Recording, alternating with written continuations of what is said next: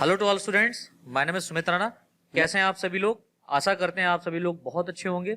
अगर आप मेरी इस वीडियो को पहली बार देख रहे हैं तो प्लीज मेरी वीडियो को लाइक कर लीजिए, साथ ही साथ मेरे चैनल को सब्सक्राइब करके बेल आइकन को जरूर दबा लीजिए, जिससे मैं जो भी वीडियो लेक्चर अपलोड करूंगा वो आप तक सबसे पहले पहुंचेगी। इसके साथ साथ इस वीडियो को ज्यादा से ज्यादा लोगों तक शेयर कीजिए, जिससे आपका और आपके दोस्तों का दोनों का बेनिफिट हो सके। बेटा, हम लोग यहाँ पर बीएससी सेकेंड ईयर में जूलॉजी फर्स्ट पेपर पर चर्चा कर रहे थे, जिसमें पहली यूनिट हम लोगों ने देख ली है।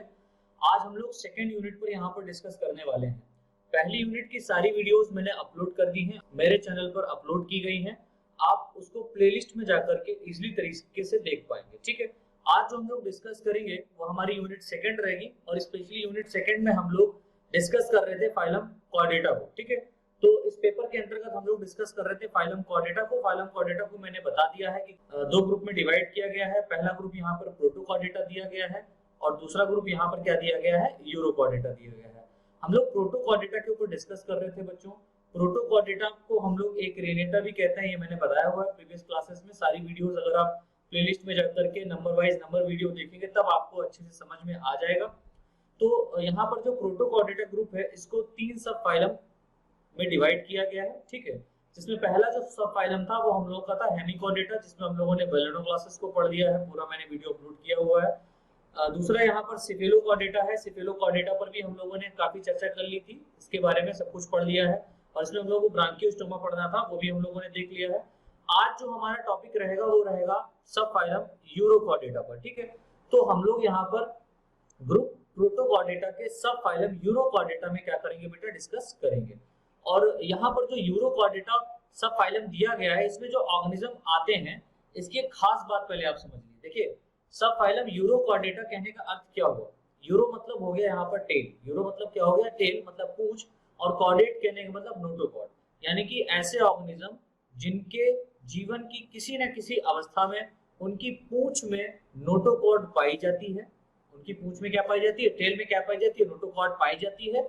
लेकिन उनके एडल्ट स्टेज में, जब वो एडल्ट स्टेज में आते हैं तो वहां पर नोटोकॉर्ड एब्सेंट होती है। ठीक है, ये इस सब फाइलम की खास बात है, एक मोस्ट इंपॉर्टेंट बात है जो आपको याद रखना है।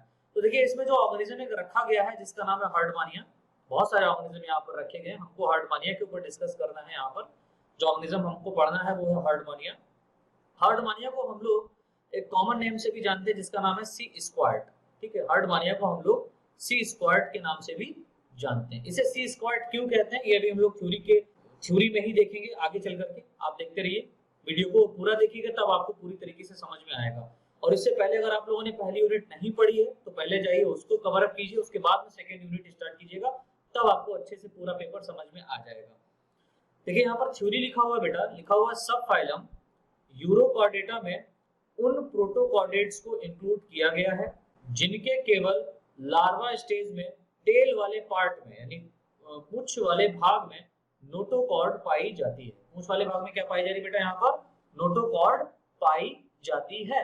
राइट, फिर देखिए आगे लिखा हुआ है यहाँ पर, इस सब फाइलम में पाए जाने वाले, इस सब फाइलम में पाए जाने वाले सदस्य की, दैट मींस मेंबर की बॉडी में चारों ओर एक मुख्य एवं अलग कवरिंग पाई जाती है। इस सदस्यों को अगर आप कायदे से देखें तो आप देखेंगे कि इनकी बॉडी के चारों ओर क्या पाई जा रही है? एक हार्ड कवरिंग पाई जा रही है, एक मेन कवरिंग पाई जाती है, जिसे टेस्ट और ट्यूनिक, जिसे हम लोग क्या बोलते हैं, टेस्ट या ट्यूनिक और ट्यूनिक कहते हैं। ठीक है, इसी कारण इस सब फाइलम के सदस्यों को ट्यूनिकेट या ट्यूनिकेटा भी कहते हैं। यानी कि इस सब फाइलम में पाए जाने वाले जितने भी मेंबर हैं उनको हम लोग एक और नाम से जानते हैं, वो नाम क्या है? ट्यूनिकेट्स। ठीक है, वो नाम क्या है? ट्यूनिकेट्स है। फिर देखिए, यहाँ पर एक पॉइंट लिखा हुआ बेटा, स्टार बना करके, बड़ा इंपॉर्टेंट है, इसको याद रखिएगा। यूरोकॉर्डेटा के मेंबर में रेट्रोग्रेसिव मेटामॉर्फोसिस पाया जाता है। रेट्रोग्रेसिव मेटामॉर्फोसिस पाया जाता है, जिस प्रक्रिया में हाईली डेवलप्ड लार्वा, यानी कि जिस प्रक्रिया में एक मोस्ट डेवलप्ड लार्वा है, एक हाईली डेवलप्ड लार्वा है, वो मोस्ट सिंपलेस्ट टाइप के एडल्ट में चेंज हो जाता है। अब आप कहेंगे सर ये रेट्रोग्रेसिव मेटामॉर्फोसिस कहने का मतलब क्या है? तो आप लोग पहले समझिए मेटामॉर्फोसिस कहने का मतलब क्या है। मेटामॉर्फोसिस, इसको हिंदी में कहते हैं कायांतरण। मेटामॉर्फोसिस को हिंदी में कहते हैं कायांतरण। अब देखिए मेटामॉर्फोसिस कहने का अर्थ क्या है? मेटामॉर्फोसिस कहने का अर्थ होता है कि जो ऑर्गेनिज्म है वो अपने बॉडी में कुछ चेंजेस करेगा। देखो यहाँ पर लिखा हुआ है कायांतरण, अगर इसका हम लोग डिसेक्शन करें, नेम का संक्षेप करें तो हमको समझ में आएगा काया का मतलब हो जाएगा यहाँ पर बॉडी, और अंतरण दैट मींस बॉडी में क्या आ रहा है, अंतर आ रहा है, इसी को हम लोग बोलते हैं मेटामॉर्फोसिस। तो ये स्पेशली कहाँ पाया जाता है? ये उन ऑर्गेनिज्म में पाया जाता है जिनकी स्पेशली मैं बात कर रहा हूँ, बाकी अन्य भी ऑर्गेनिज्म में पाया जाता है मेटामॉर्फोसिस, ऐसा नहीं कि नहीं पाया जाता है, लेकिन स्पेशली उन ऑर्गेनिज्म में पाया जाता है मेटामॉर्फोसिस जिनके बॉडी का फॉर्मेशन इनडायरेक्ट डेवलपमेंट से हुआ है। अरे सर बॉडी का फॉर्मेशन इनडायरेक्ट डेवलपमेंट कहने का मतलब क्या हुआ? अरे यार इनडायरेक्ट डेवलपमेंट कहने का मतलब होता है कि जो मेल और फीमेल ऑर्गेनिज्म होते हैं ये अपने गैमीट को वाटर में क्या कर देंगे, रिलीज कर देंगे। वाटर के अंदर क्या होगा, इनका फ्यूजन होगा, जाइगोट बनेगा, और जाइगोट जो होगा वो चेंज होगा किसमें, लार्वा में, राइट। लार्वा जैसे ही बनेगा वो लार्वा एक पर्टिकुलर फेज में आकर के, या हम कह सकते हैं एक टाइम ड्यूरेशन पर आकर के मेटामॉर्फोसिस की क्रिया करके एडल्ट में चेंज हो जाता है जिस ऑर्गेनिज्म का वो लार्वा होता है, ठीक है। जैसे कि अगर हम लोग मॉस्किटो की बात करें तो मॉस्किटो अगर आप देखते हैं तो मॉस्किटो एक इंसेक्ट में आता है, आपको पता है, लेकिन वो उड़ता हुआ दिखाई देता है।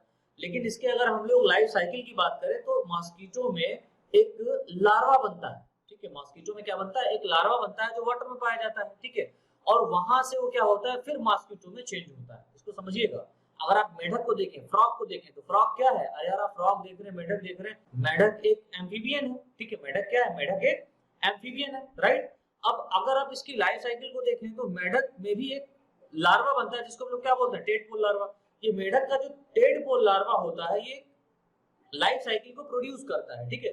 ये लार्वा क्या करेगा, फीडिंग स्टेज में रहता है, खाता है, पीता है, ऐसा करता है, और उसके बाद में मेटामॉर्फोसिस की क्रिया करके ये एक एडल्ट फ्रॉग में चेंज हो जाता है, समझ रहे हैं। इसी प्रकार हार्डमानिया में भी क्या है, मेटामॉर्फोसिस होता है। लेकिन यहाँ पर आप देखिए कुछ कॉमन बात समझिए, मैंने जितने भी ऑर्गेनिज्म बताए इनका अगर आप लार्वल स्टेज देखें तो लार्वल स्टेज कैसी है, बहुत ही सिंपल टाइप की आपको देखने को मिल रही है, राइट। लेकिन यहाँ पर अगर हम लोग यूरोकॉर्डेटा के सदस्यों की बात करेंगे, ठीक है, सब फाइलम यूरोकॉर्डेटा में जितने भी सदस्य रखे गए उनकी अगर हम लोग बात करेंगे तो इनके अंदर एक विशेष प्रकार का मेटामॉर्फोसिस पाया जाता है जिसको हम लोग बोलते हैं रेट्रोग्रेसिव मेटामॉर्फोसिस, ठीक है। और बाकी जो ऑर्गेनिज्म है उनमें पाया जाता है प्रोग्रेसिव मेटामॉर्फोसिस। प्रोग्रेसिव कहने का मतलब प्रोग्रेस कर रहा है, प्रोग्रेसिव कहने का मतलब क्या हुआ, प्रोग्रेस करता हुआ body, that means larval stage से एक कॉम्प्लिकेटेड बॉडी चेंज हो जाती है, इसको हम लोग बोलते हैं प्रोग्रेसिव मेटामॉर्फोसिस। लेकिन यहाँ पर रेट्रोग्रेसिव, रेट्रो मतलब रिवर्स, पीछे जा रहा है, मेटामॉर्फोसिस तो हो रहा है लेकिन इसकी बॉडी कैसी हो रही है, लिखा हुआ है इसकी बॉडी मोस्ट सिंपलेस्ट टाइप के एडल्ट में चेंज होती है, यानी एडल्ट तो बनता है लेकिन कैसा बनता है, सिंपल टाइप का बनता है। इससे कॉम्प्लेक्स तो इसका लार्वल स्टेज होती है हार्डमानिया की, या हम यूरोकॉर्डेटा के सदस्यों की बात कर सकते हैं। तो मेटामॉर्फोसिस समझ में आया। अब बात आ रही रेट्रोग्रेसिव। रेट्रोग्रेसिव कहने का मतलब क्या हुआ, बैकवर्ड, पीछे की तरफ जा रहा है। अगर आप इसके लार्वा को देखेंगे, अगर आप इसके लार्वा को देखेंगे तो इसका लार्वा काफी डेवलप होता है। मेरा डायग्राम अच्छा नहीं रहता लेकिन मैं यहाँ पर बनाया दे रहा हूँ। ये इसकी टेल हो गई, ये इसका माउथ बहुत हो गया। इसके टेल में पाया जाता है क्या, इसके टेल में पाया जाता है नोटोकॉर्ड, इसके टेल में पाया जा रहा है क्या, नोटोकॉर्ड। और ये एक लार्वा है और इसमें जो लार्वा बनता है उसको हम लोग बोलते हैं एसिडियन लार्वा, उसको हम लोग क्या बोलते हैं, एसिडियन लार्वा। ये जो लार्वा है ना बेटा, इसके लार्वा के टेल में क्या पाया जा रहा है, नोटोकॉर्ड पाया जा रहा है। लेकिन आप देखेंगे जब ये मेटामॉर्फोसिस करेगा तब ये एक सिंपल टाइप के ऑर्गेनिज्म में, दैट मींस हार्डमानिया के इस तरीके की बॉडी में ये क्या होता है, चेंज हो जाता है। ये नीचे फुट कहलाता है, ये बॉडी रीजन कहलाता है, और यहाँ पर कुछ लिप्स लाइक स्ट्रक्चर पाए जाते हैं इसके साइफोन में, ठीक है। ये जो स्ट्रक्चर आपको दिखेगा इस तरीके का, आगे डायग्राम बना हुआ है वो अच्छा बना हुआ है, ठीक है, वो आप देखिएगा। ये मैंने सिर्फ इसी तरीके से बनाया हुआ आपको समझाने के लिए। तो यहाँ पर क्या होगा कि ये जो एडल्ट है, ये जो एडल्ट है किसका, हार्डमानिया का, ये हार्डमानिया है एक्चुअल में, ये हार्डमानिया का जो एडल्ट है इसमें आपको नोटोकॉर्ड देखने को नहीं मिलती है। कहने का मतलब ये है नोटोकॉर्ड यहाँ पर नहीं पाई जा रही है। लेकिन अगर हम इसके लार्वा की बात करें, किसकी बात करें, लार्वा की बात करें, तो लार्वा में नोटोकॉर्ड पाई जा रही है, इस बात को याद रखिएगा। तो यहाँ पर ऐसा डेवलपमेंट जहां पर आप देखेंगे कि इसके लार्वल स्टेज में तो नोटोकॉर्ड पाई जा रही है लेकिन इसके एडल्ट स्टेज में नोटोकॉर्ड नहीं पाई जा रही है। एडल्ट स्टेज, लार्वा से एडल्ट स्टेज जो यहाँ पर बना हुआ है, यहाँ पर क्या हुआ है, मेटामॉर्फोसिस हुआ है। क्या हुआ, मेटामॉर्फोसिस हुआ है, लेकिन कैसा हुआ है, रेट्रोग्रेसिव हुआ है। दैट मींस यहाँ पर कुछ ना कुछ कम हुआ है, ठीक है ना। तो नोटोकॉर्ड यहाँ पर लार्वा में नोटोकॉर्ड जो पाई जा रही है, नोटोकॉर्ड का पाया जाना एक हायर कैरेक्टर होता है, ठीक है। नोटोकॉर्ड का पाया जाना एक हायर कैरेक्टर माना जाता है, और नोटोकॉर्ड ना पाया जाए वो एक लोअर कैरेक्टर माना जाता है। तो जिन ऑर्गेनिज्म में नोटोकॉर्ड नहीं पाया जाता था उन लोगों को हम लोगों ने बीएससी फर्स्ट ईयर में डिस्कस कर लिया था, ठीक है। Lower non chordate, higher non chordate. लेकिन बीएससी सेकंड ईयर में हम लोग कॉर्डेट के बारे में डिस्कस कर रहे हैं, जहां पर सब फाइलम यूरोकॉर्डेटा को हम लोग देख रहे हैं। यूरोकॉर्डेटा में आपका आता है हार्डमानिया, ठीक है। सी स्क्वाड इसके लार्वा के बारे में हम लोग यहाँ पर देख रहे हैं। तो लार्वा में तो नोटोकॉर्ड पाया जा रहा है, लेकिन इसके एडल्ट स्टेज में नोटोकॉर्ड नहीं पाया जा रहा है। ये एक बहुत ही महत्वपूर्ण बात है जो आपको याद रखनी है इस सब फाइलम के अंतर्गत, राइट। चलिए आगे देखिए, हम लोग इसके क्लासिफिकेशन के बारे में डिस्कस करते हैं बेटा। तो इसका क्लासिफिकेशन जो यहाँ पर दिया गया है वो काफी इंपॉर्टेंट है, 2 नंबर में आपका पूछा जाता है, तो आप इसको याद कर लीजिएगा। तो देखिए यहाँ पर जो इसका फाइलम दिया गया है वो है कॉर्डेटा। फाइलम क्या है, कॉर्डेटा। सब फाइलम यहाँ पर दिया गया है यूरोकॉर्डेटा। और क्लास की अगर हम लोग बात करें तो क्लास इसकी दी गई है यहाँ पर एसिडिएशिया। क्लास यहाँ पर कौन सी दी गई है, एसिडिएशिया, कॉमनली कॉल्ड एज एसिडियन। इसको हम लोग सामान्य भाषा में एसिडियन भी बोलते हैं, ascidians, commonly called ascidians.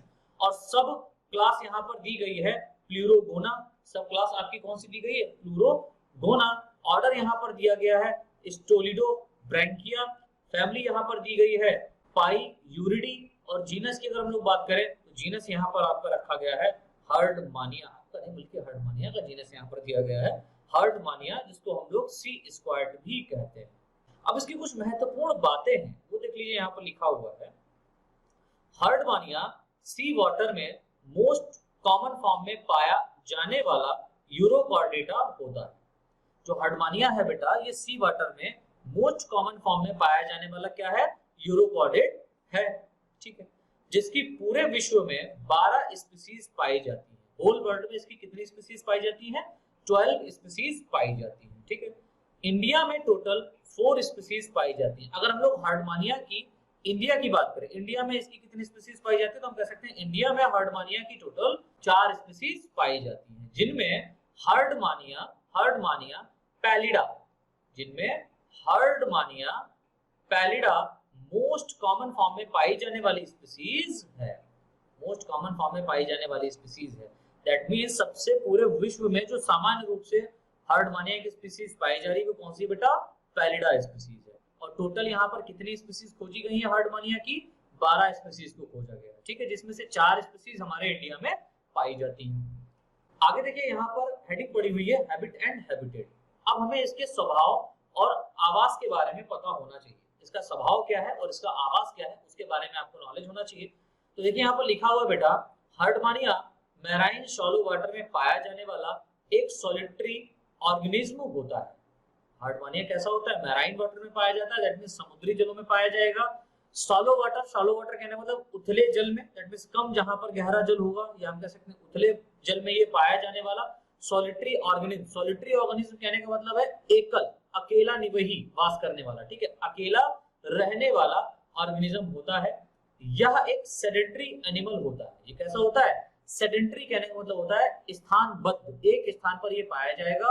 Locomotion को शो नहीं करता, ठीक है, एक स्थान से दूसरे स्थान पर ये नहीं जा पाता है। एक स्थान पर कहीं पर रॉक या सैंड में ये क्या होगा, धसा हुआ पाया जाता है, ठीक है। जो अपने बॉडी के ब्रॉड बेस की सहायता से, यानी कि जो उसका बॉडी का ब्रॉड दैट मींस चौड़ा आधार है, उसकी सहायता से रॉक की सरफेस के साथ, यानी कि जो यहाँ पर पत्थर है उसकी सरफेस के साथ अटैच रहता है, ठीक है।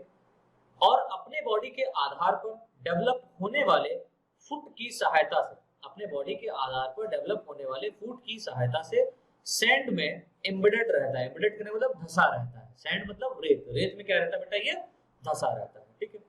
नई लाइन से यहाँ पर लिखा हुआ है, हर्डमानिया किसी एनिमी द्वारा हार्म पहुंचने के कंडीशन में या किसी ऑब्जेक्ट के कांटेक्ट में आने पर, हर्डमानिया क्या है, कह रहा है कि हर्डमानिया जो है ये किसी एनिमी मतलब दुश्मन के द्वारा जब इसको ऐसा लगता है कि मुझे हार्म महसूस होने लगा है, मुझे खतरा है किसी ऑर्गेनिज्म से, ठीक है, या यहाँ पर कहा गया कोई भी ऑब्जेक्ट XYZ अगर इससे टकराता है, ठीक है, तो ये क्या करेगा, कांटेक्ट में आने पर अपने बॉडी को कॉन्ट्रैक्ट करके, अपने बॉडी को ये क्या करेगा बेटा, कॉन्ट्रैक्ट करेगा ब्रांकियल अपर्चर व एट्रियल अपर्चर की सहायता से एक वाटर करंट प्रोड्यूस करता है। तो यहाँ पर देखिए जो ब्रांकियल अपर्चर और एट्रियल अपर्चर क्या है उसको मैं यहाँ पर समझा देता हूँ अगेन। देखिए यहाँ पर मैं एक डायग्राम ड्रा कर रहा हूँ, ये हार्डमानिया का डायग्राम है, ठीक है। मान लो यार, मानने में क्या जाता है, हार्डमानिया का डायग्राम है, ये फुट हो गया, ये बॉडी हो गया, और यहाँ पर इसके पोर्स लाइक स्ट्रक्चर पाए जाते हैं इस तरीके से, ठीक है। ये जो इस साइड में, राइट साइड में जो पोर लाइक स्ट्रक्चर पाया जा रहा है इसको हम लोग बोलते हैं ब्रांकियल अपर्चर, इसको हम लोग क्या बोलते हैं, ब्रांकियल अपर्चर। और ये जो राइट साइड में पाया जा रहा है इसको हम लोग बोलते हैं एट्रियल अपर्चर।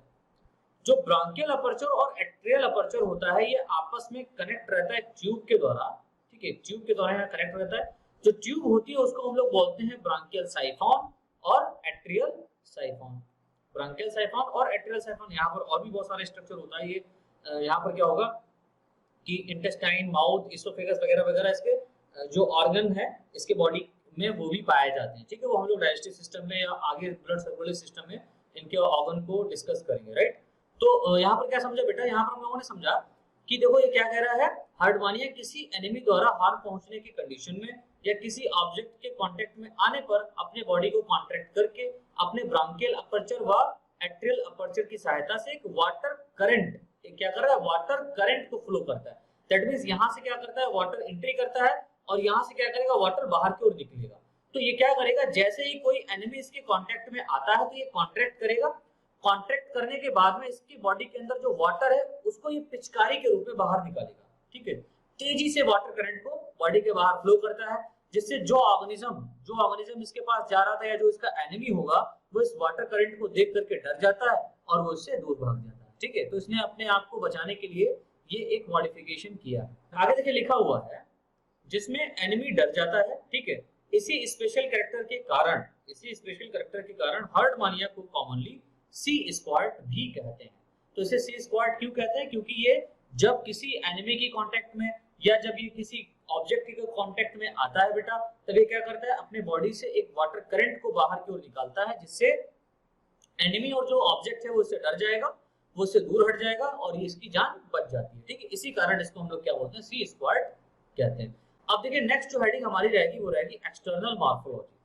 तो यहाँ पर जो एक्सटर्नल मॉर्फोलॉजी है उसके बारे में हम लोग यहाँ पर डिस्कस करेंगे, ठीक है। एक्सटर्नल मॉर्फोलॉजी, बाह्य आकार की हार्डमानिया की क्या है, तो देखिए यहाँ पर लिखा हुआ है इसकी बॉडी एक्सटर्नली यानी बाह्य रूप से ओवल और rectangular shape comma laterally compressed होती है। यानी कि हार्डमानिया की जो बॉडी होती है ये बाह्य रूप से अंडाकार रेक्टेंगल शेप की और लेटरल कंप्रेस्ड, लेटरली कहने का मतलब बोथ साइड एंड पर क्या रहेगी, कंप्रेस्ड रहेगी, ठीक है, कंप्रेस्ड होती है, जो लगभग 4 से 13 सेंटीमीटर लॉन्ग, इसकी बॉडी लंबाई कितनी होती है, 4 से 13 सेंटीमीटर लंबी, 7 सेंटीमीटर चौड़ी ब्रॉड तथा 4 सेंटीमीटर थिक होती है, ठीक है। इसकी बॉडी के लोअर सरफेस में फुट पाए जाने के कारण, इसकी बॉडी के लोअर सरफेस में क्या पाया जा रहा है, फुट पाया जा रहा है, उसके कारण बॉडी 3 से 4 सेंटीमीटर मोस्टली लॉन्ग दिखाई देती है, सामान्य रूप से 3 से 4 सेंटीमीटर और ये लंबी दिखाई देती है, ठीक है। नई लाइन से देखिए यहाँ पर लिखा हुआ हार्डमानिया की बॉडी जनरली पिंकिश कलर को शो करती है। पिंकिश कलर कहने का मतलब पिंक कलर को यहाँ पर ये क्या करेगी, जनरली शो करेगी नॉर्मल फॉर्म में, ठीक है।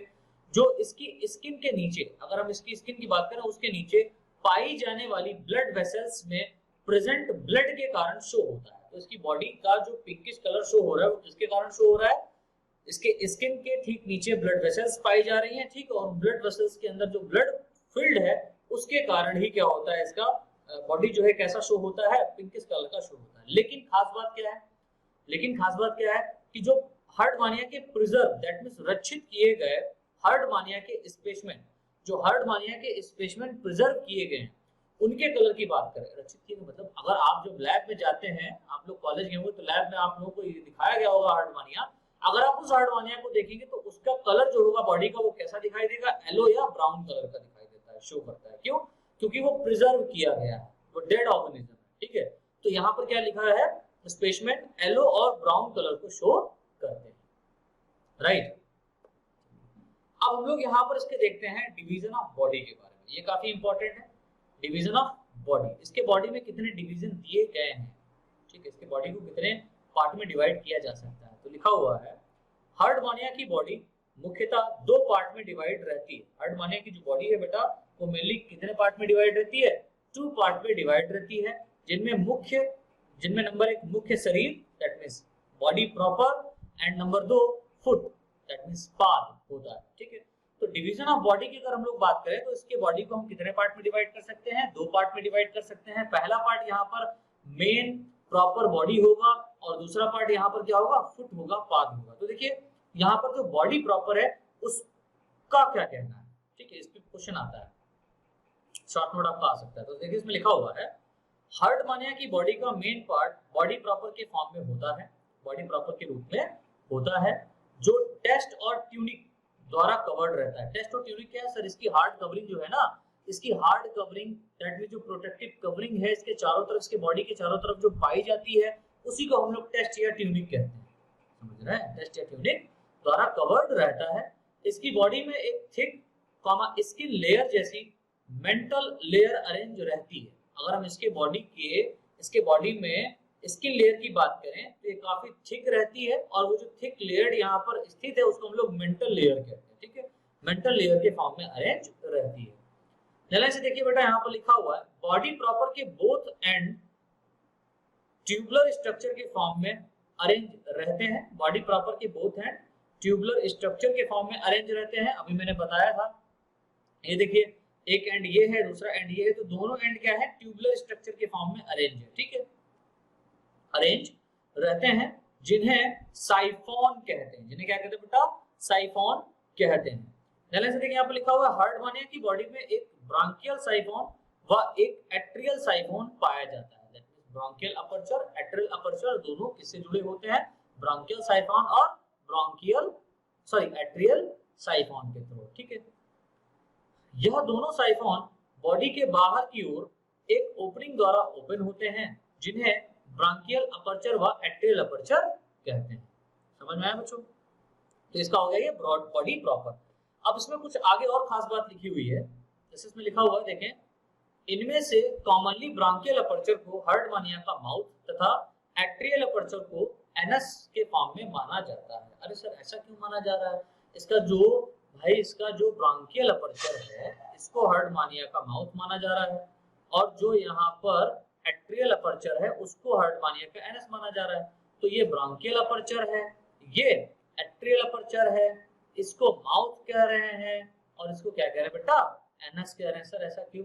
तो भैया आप देखिए माउथ के थ्रू बॉडी के अंदर क्या हो रहा है, कोई चीज एंट्री होती है, ठीक है, तो इसके बॉडी में जो वाटर करंट है वो किससे एंटर हो रहा है, ब्रांकियल अपर्चर से, और यहाँ पर जो एट्रियल अपर्चर है इसके थ्रू क्या हो रहा है, बॉडी के बाहर वाटर करंट जा रहा है।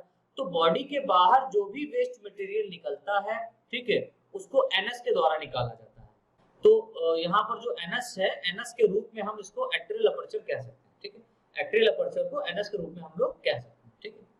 चलिए फिर देखिए यहाँ पर एक पॉइंट लिखा हुआ है, एक हेडिंग पड़ी हुई, टेस्ट और ट्यूनिंग, ये इंपॉर्टेंट है, ठीक है, और इस पे शॉर्ट नोट आपका पूछा जाता है, तो इसको थोड़ा सा अच्छे से देख लीजिएगा और 2-3 बार पढ़ लीजिएगा तो आपको याद हो जाएगा टेस्ट और ट्यूनिंग क्या है। तो देखिए यहाँ पर लिखा हुआ है हर्डमानिया व अदर एसिडियंस की बॉडी एक प्रोटेक्टिव कवरिंग में कवर्ड या क्लोज रहती है, जिसे टेस्ट और ट्यूनिक कहते हैं। जिसे क्या नाम दिया गया, टेस्ट और ट्यूनिक कहते हैं। इसकी बॉडी के चारों ओर इस हार्ड कवरिंग के पाए जाने के कारण हर्डमानिया व अदर एसिडियंस को ट्यूनिकेट्स भी कहते हैं, ठीक है। हर्डमानिया व अदर जो यहाँ पर एसिडियंस रखे गए हैं, ठीक है, उनको हम लोग क्या नाम देते हैं, ट्यूनिकेट्स कहते हैं। ट्यूनिकेट्स क्यों कहते हैं? क्योंकि इन ऑर्गेनिज्म के बॉडी के चारों ओर एक हार्ड कवरिंग पाई जाती है। अब देखो नई लाइन से कुछ खास बात लिखी हुई है जो आपको पता होना चाहिए। यहाँ पर लिखा हुआ है हर्डमानिया में पाए जाने वाला टेस्ट थिक व परमानेंट होता है। टेस्ट कैसा होता है, थिक होता है व परमानेंट होता है। लेकिन यंग स्टेज में पाया जाने वाला ट्यूनिक ट्रांसपेरेंट होता है, यानी कि यंग स्टेज में जो आपका हर्डमानिया है यहाँ पर, इसका जो ट्यूनिक होगा, इसका जो हम ये कह सकते हैं टेस्ट होगा, इसकी जो हार्ड कवरिंग होगी वो कैसे होगी, ट्रांसपेरेंट होगी। आप इसके बॉडी को देख सकते हैं, ठीक है। तो यहाँ पर लिखा हुआ है हर्डमानिया की बढ़ती हुई एज के साथ, हार्ड मानिया को जो एज यहाँ पर राइज कर रहा है, बढ़ रहा है, उसके साथ ट्रांसपेरेंट टेस्ट ओपैक, ओपैक कहने का मतलब अपारदर्शी हो जाती है, यानी कि जो ट्रांसपेरेंट यहाँ पर टेस्ट है, ट्यूनिक है, वो कैसी हो जाती है, हार्ड हो जाती है, ओपेक हो जाती है। फिर यहाँ पर आप इसके बॉडी के अंदर की ओर, दैट मींस ट्यूनिक के अंदर जो बॉडी यहाँ पर प्रेजेंट है उसको आप नहीं देख पाएंगे, ठीक है। फिर देखिए यहाँ पर लिखा हुआ है हार्ड मानिया के बॉडी के कुछ स्थानों पर टेस्ट एब्सेंट होता है, यानी कि हार्ड मानिया का बॉडी जो है उसके सम प्लेसेस पर क्या है, टेस्ट यहाँ पर एब्सेंट होता है, तथा कुछ स्थानों पर यह समय समय पर रिप्लेस होता रहता है। कुछ स्थानों पर क्या हो रहा है, ये समय समय पर रिप्लेस भी होता रहता है। जैसे यहाँ पर देखिए बेटा लिखा हुआ है हार्ड मानिया में पाया जाने वाला टेस्ट बॉडी के मेंटल पार्ट से सेपरेट होता है। बॉडी के मेंटल पार्ट से क्या होता है, सेपरेट होता है। कॉमनली टेस्ट लेदर लाइक, यानी कि अगर हम लोग सामान्य रूप से देखें तो जो टेस्ट है वो कैसी होती है, लेदर लाइक होती है। लेदर लाइक 4 से 8 mm थिक होता है, यानी कि अगर हम लोग सामान्य रूप से टेस्ट या ट्यूनिक को देखें तो ये चमड़े के आकार का होगा और ये कितना मोटा होगा, 4 से 8 मिलीमीटर थिक होता है, जो अपनी एक्सटर्नल सरफेस पर झुर्रीदार, दैट मींस रिंकल्ड होता है। अपनी बाह्य सरफेस पर अगर आप इसको देखेंगे, ठीक है, अपनी बाह्य सरफेस नहीं, इसकी बाह्य सरफेस को अगर आप देखेंगे, इसकी आउटर सरफेस को जब आप देखेंगे तो वो कैसा होगा बेटा, झुर्रीदार होगा, दैट मींस रिंकल्ड होगा, ठीक है। नेक्स्ट से देखिए यहाँ पर लिखा हुआ है टेस्ट केमिकली, अगर हम रासायनिक रूप से देखें जो ट्यूनिक के टेस्ट होता है केमिकली ट्यूनिसीन नामक कार्बोहाइड्रेट द्वारा प्रोड्यूस होता है। ये जो टेस्ट है ये किसका बना होता है, ट्यूनिसीन नामक कार्बोहाइड्रेट का बना होता है। इसको याद कर लीजिए, ऑब्जेक्टिव क्वेश्चन है, ये पूछा जाता है आपका ऑब्जेक्टिव क्वेश्चन के रूप में, ठीक है। ट्यूनिसीन नामक कार्बोहाइड्रेट द्वारा प्रोड्यूस होता है, जो सेलुलोज लाइक मटेरियल होता है। जो कैसा होता है, सेलुलोज लाइक मटेरियल होता है। फिर देखिए लिखा हुआ टेस्ट अपनी स्ट्रक्चर में एक मटेरियल के फॉर्म में होता है। किस मटेरियल के फॉर्म में होता है, एक मटेरियल के फॉर्म में होता है जिसमें अनेक fibrils, calcareous spicules and fibrils, calcareous spicules, blood vessels व ब्लड कार्पसेल्स अरेंज रहते हैं, ठीक है। ब्लड वेसल्स व ब्लड कार्पसेल्स अरेंज रहते हैं। अब यहाँ पर जो कैल्केरियस स्पिक्यूल्स है, आप कहेंगे सर ये तो स्पॉन्जेस में देखने को मिलेंगे। हाँ भाई साहब, याद करिए, स्पॉन्जेस में प्रिमिटिव जो ऑर्गेनिज्म थे उसमें देखने को मिलता था, और यहाँ पर भी क्या आपको देखने को मिलेगा, कैल्केरियस स्पिक्यूल देखने को मिलेगा सब फाइलम यूरोपोडेटा में, ठीक है। तो देखिए यहाँ पर लिखा हुआ है इनमें पाए जाने वाले स्पिक्यूल्स अपने साइज के आधार पर मेगा स्क्लेरीज व माइक्रो स्क्लेरीज की फॉर्म में पाए जाते हैं। अपने साइज के आधार पर कैसे पाए जाते हैं ये स्पिक्यूल्स, मेगा स्क्लेरीज के फॉर्म में पाए जाते हैं या माइक्रो स्क्लेरीज के फॉर्म में पाए जाते हैं। नेक्स्ट से देखो यहाँ पर लिखा हुआ है हार्ड मानिया में टेस्ट एक प्रोटेक्टिव कवरिंग की फॉर्म में होता है। हार्ड मानिया में जो टेस्ट या ट्यूनिक होता है वो किस फॉर्म में होता है, एक प्रोटेक्टिव कवरिंग के फॉर्म में होता है, प्रोटेक्टिव कवरिंग के फॉर्म में होता है। लेकिन इसके साथ साथ यह जो टेस्ट है रेस्पिरेशन में भी सहायता करता है। तो याद रखिएगा ऑब्जेक्टिव क्वेश्चन बनता है कि टेस्ट का प्रोटेक्टिव कवरिंग के अलावा और मेन फंक्शन क्या है, तो आप कहेंगे सर रेस्पिरेशन कराना। इसका मेन फंक्शन क्या हो गया, रेस्पिरेशन कराना। एक यहाँ पर देखिए बी हेडिंग पड़ी हुई है जिसको हम लोग बोलते हैं एट्रियम, ये भी इंपॉर्टेंट है। एट्रियम क्या है समझ लो, लिखा हुआ हार्ड मानिया की बॉडी में बॉडी प्रॉपर व मेंटल के मिडिल में एक कैविटी अरेंज रहती है, यानी कि जो बॉडी प्रॉपर है इसका और जो बॉडी प्रॉपर पर कवरिंग पाई जा रही है, ठीक है, जो कवरिंग पाई जा रही है इसके बीच में क्या होगा, एक स्पेस पाया जाएगा। ये जो स्पेस है ना, इसी स्पेस को हम लोग क्या नाम दिए हैं, एट्रियम नाम दिए हैं, जिसे क्या कहा गया है, जिसे एट्रियम कैविटी कहते हैं, ठीक है। इस कैविटी की प्रेजेंस के कारण हार्ड मानिया की बॉडी में सीलोम कैविटी मोस्टली घट जाती है, यानी कि जो सीलोमिक कैविटी है दैट मींस के बॉडी के अंदर का जो कैविटी है वो कैसा हो जाएगा, घट जाएगा, कम हो जाता है। एट्रियम कैविटी लार्ज साइज होती है। जो एट्रियम कैविटी होती है कैसे होती है बेटा, लार्ज साइज की होती है, बड़े आकार की होती है, जो बॉडी के आउटसाइड एट्रियल अपर्चर द्वारा ओपन होती है। जो बॉडी के आउटसाइड क्या होता है, एट्रियल अपर्चर के द्वारा ओपन होती है। एट्रियम कैविटी में बॉडी के मोस्टली इंटरनल ऑर्गन अरेंज रहते हैं, यानी कि जो एट्रियम कैविटी है यहाँ पर, इस एट्रियम कैविटी में क्या पाए जा रहे हैं, मुख्य रूप से जो बॉडी के ऑर्गन है वो यहाँ पर स्थित रहते हैं, राइट। चलो अब देखिए जो इसके बॉडी का सेकेंड पार्ट है वो है फुट। तो फुट क्या है वो देख लेते हैं। यहाँ पर लिखा हुआ हार्डमानिया की बॉडी का लोअर पार्ट फुट कहलाता है, जो टेस्ट द्वारा प्रोड्यूस एक्सटर्नल हार्ड स्ट्रक्चर होता है। यानी कि जो प्रोड्यूस हुआ है, निर्मित हुआ है टेस्ट सॉरी फुट, ये किससे प्रोड्यूस हुआ है? टेस्ट के थ्रू ही प्रोड्यूस हुआ है, ट्यूनिक के थ्रू ही प्रोड्यूस हुआ है। ठीक है, जो कि कैसा होता है? एक्सटर्नली हार्ड स्ट्रक्चर होता है। सामान्यतः टेस्ट 3 से 4 सेंटीमीटर लॉन्ग डिफरेंट शेप वाला स्ट्रक्चर होता है। ये 3 से 4 सेंटीमीटर लंबा डिफरेंट स्ट्रक्चर के फॉर्म में होता है। ठीक है, जो हार्डमानिया के बॉडी को सैंड में इम्बेडेड होकर सीधे रहने में सहायता प्रदान करता है। यानी कि जो हार्डमानिया की जो बॉडी है यहाँ पर, उस बॉडी को ये क्या करेगा? रेत के अंदर धंसने में इसको धंसा करके और इस हार्डमानिया को स्ट्रेट रखने में, स्ट्रेट बॉडी को रखने में क्या करता है? सहायता प्रदान करता है। अतः फुट हार्डमानिया के बैलेंसिंग ऑर्गन के रूप में कार्य करता है। तो यहाँ पर जो फुट है वो हार्डमानिया का किस रूप में काम कर रहा है? बैलेंसिंग ऑर्गन के रूप में काम कर रहा है। अब देखिए यहाँ पर इसका ये स्ट्रक्चर बना हुआ है हार्डमानिया का, काफी सुंदर स्ट्रक्चर दिख रहा है। तो इसका स्ट्रक्चर अगर हम लोग देखें तो इसके स्ट्रक्चर को हम दो पार्ट में डिवाइड कर सकते हैं, एक ऊपर वाला पोर्शन, एक नीचे वाला पोर्शन। तो ऊपर वाला जो पोर्शन है वो कहां से कहां तक है? आप देखिए, मैं जहां पर हाईलाइट कर रहा हूं उसको थोड़ा सा ध्यान से देखिएगा। तो ये वाला जो पोर्शन है, ये वाला, यहां से ये वाला जो पोर्शन है, ये पोर्शन कहला रहा है बॉडी प्रॉपर। ये ऊपर वाला पोर्शन है, ठीक है। और इसके नीचे वाला portion, that means posterior and कौन सा है? पोस्टीरियर पार्ट कौन सा है? ये पोस्टीरियर है और ये एंटीरियर पार्ट है। देखिए यहाँ पर दो पोर्शन लिखा हुआ है, एक लिखा हुआ है पोस्टीरियर, एक लिखा हुआ है एंटीरियर। एक जगह लिखा हुआ है डोर्सल और एक लिखा हुआ है वेंट्रल। दोनों का मतलब सेम है, दोनों का मतलब सेम है क्योंकि ये स्ट्रेट रहता है। अब स्ट्रेट में जो ऊपर की तरफ पाया जा रहा है वो डोर्सल कहलाएगा, या हम इसको एंटीरियर एंड बोल दें, चाहे डोर्सल को हो चाहे एंटीरियर को हो। और नीचे वाला जो पोर्शन है उसको हम लोग क्या बोलेंगे? पोस्टीरियर एंड कहेंगे, या हम क्या कह सकते हैं? वेंट्रल कह सकते हैं। अगर हम इसको इस तरीके से देखें तो ये वाला रीजन क्या कहलाता है? ये वाला रीजन डोर्सल एंड कहलाता है और नीचे वाला रीजन वेंट्रल एंड कहलाता है। तो नीचे वाला यहाँ पर क्या कहला रहा है? ये वेंट्रल कहला रहा है।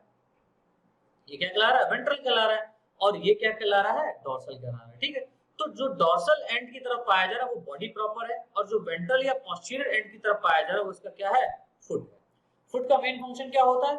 आपको पता है कि ये सिर्फ और सिर्फ क्या करता है? हार्डमानिया को स्ट्रेट रखता है। कहां पर? सैंड के अंदर। ठीक है, ये सैंड में क्या होता है? धंस जाता है। इसका जो फुट वाला रीजन ये धंसा रहता है सैंड के अंदर, और बाकी का जो बॉडी प्रॉपर रहता है ये सैंड के ऊपर रहता है, या ये रॉक से अटैच रहता है नीचे वाला, और बाकी का ऊपर वाला जो रीजन रहेगा वो फ्री फॉर्म में पाया जाता है। ठीक है, अब देखिए जो बॉडी प्रॉपर है, इस बॉडी प्रॉपर में अगर आप इसके एंटीरियर एंड की तरफ देखें इस तरफ, तो यहाँ पर आपको ये कुछ स्ट्रक्चर दिखाई दे रहा है। दिस स्ट्रक्चर, दिस, ये जो स्ट्रक्चर पाया जा रहा है इसको हम लोग बोल रहे हैं ब्रांकियल अपर्चर। राइट साइड की तरफ जो पाया जाता है उसको हम लोग बोलते हैं ब्रांकियल अपर्चर, और लेफ्ट साइड की तरफ जो पाया जा रहा है उसको हम लोग बोलते हैं एट्रियल अपर्चर। ये ब्रांकियल अपर्चर और एट्रियल अपर्चर एक यहाँ पर कैविटी के थ्रू अटैच रहते हैं। ठीक है, एक ट्यूब के थ्रू अटैच रहते हैं। जो ट्यूब यहाँ पर ब्रांकियल की तरफ रहती है उसको हम लोग बोलते हैं ब्रांकियल साइफोन, और जो एट्रियल की तरफ रहती है उसको हम लोग बोलते हैं एट्रियल साइफोन। ठीक है, और बीच में यहाँ पर क्या है? बहुत सारा स्ट्रक्चर पाया जाता है। अब देखिए खास बात क्या है, इसके बॉडी के चारों तरफ यहाँ पर इस तरीके से एक क्या पाई जा रही है? हार्ड कवरिंग पाई जा रही है। इस हार्ड कवरिंग को हम लोगों ने क्या नाम दिया? टेस्ट या ट्यूनिक नाम दिया। टेस्ट या इसको हम लोग क्या बोलेंगे? ट्यूनिक। ठीक है, अब देखिए इसके बॉडी के अंदर क्या है, तो हमने क्या किया? इसके बॉडी को थोड़ा सा यहाँ से इसके स्किन को, या हम कह सकते हैं इसके सेल को यहाँ से कट करके इसको हटाया, तो हमको कुछ इस तरीके का स्ट्रक्चर इसके बॉडी के अंदर देखने को मिलता है। जहां पर आपको देखने को मिल रहा है कि जो ब्रांकियल अपर्चर है वो नीचे की तरफ ब्रांकियल साइफोन में आता है। यहीं पर आपका फेरिंग्स वाला रीजन पाया जा रहा है, इसोफेगस पाया जा रहा है, ये अटैच रहता है इंटेस्टाइन के थ्रू। ठीक है, ये इंटेस्टाइन वाला यहाँ पर रीजन पाया जा रहा है, और ये इंटेस्टाइन जो होती है चारों तरफ से गोनेड्स को घेर के रखती है इस तरीके से। जब इसका डाइजेस्टिव सिस्टम देखेंगे तो वहां पर अच्छे से डायग्राम बना होगा इसका, और ये अलग तरीके से निकला होगा। और जो इंटेस्टाइन है इसको कवर करके रखती है, और ये इंटेस्टाइन भी क्या होता है यहाँ पर ऊपर जाकर के किसमें ओपन हो जाता है? एट्रियल अपर्चर में ओपन हो जाता है। ठीक है, तो जो इसका वेस्ट मटेरियल है वो बॉडी के किस एंड से निकलेगा, किस पोर से निकलेगा? हम कह सकते हैं सर एट्रियल साइफोन की सहायता से एट्रियल अपर्चर के द्वारा निकल जाता है। ठीक है, और अगर हम लोग कहें कि इसके बॉडी में वाटर इंटर कैसे करेगा, फूड पार्टिकल इंटर कहां से करेगा, तो हम कहेंगे सर ब्रांकियल अपर्चर से इंटर करता है। ठीक है, सो स्टूडेंट्स इस तरीके से ये हमारा कंप्लीट होता है ठीक है। हार्डमानिया का जो यहाँ पर हम लोगों ने क्लासिफिकेशन देख लिया है, हार्डमानिया का कुछ जनरल स्ट्रक्चर हम लोगों ने देखा है, ठीक है। हैबिटेट देख लिया है, एक्सटर्नल मॉर्फोलॉजीज की पढ़ ली है, डिवीजन ऑफ बॉडी क्या है उसको देख लिया है, बॉडी प्रॉपर देख लिया है, टेस्ट देख लिया है जिसपे आपका शॉर्ट नोट आता है, इसको आप तैयार कर लीजिएगा, ठीक है। एट्रियम भी देख लिया है, इस पे भी पूछा जाता है, इस पे ऑब्जेक्टिव क्वेश्चन आते हैं। फुट भी हम लोगों ने देख लिया और इसका स्ट्रक्चर भी देख लिया। अब हमारा जो नेक्स्ट लेक्चर रहेगा बच्चों वो रहेगा डाइजेस्टिव सिस्टम ऑफ हार्डमानिया के ऊपर, तो हम लोग नेक्स्ट क्लास में डिस्कस करेंगे। सो अगर आप लोगों को ये वीडियो पसंद आई है तो प्लीज वीडियो को लाइक करके ज्यादा से ज्यादा शेयर कर लीजिए और चैनल को सब्सक्राइब करके बेल आइकन को दबा लीजिए, जिससे मैं जो भी वीडियो लेक्चर इससे रिलेटेड अब अपलोड करूंगा वो आप तक सबसे पहले पहुंचेगी। Thanks a lot.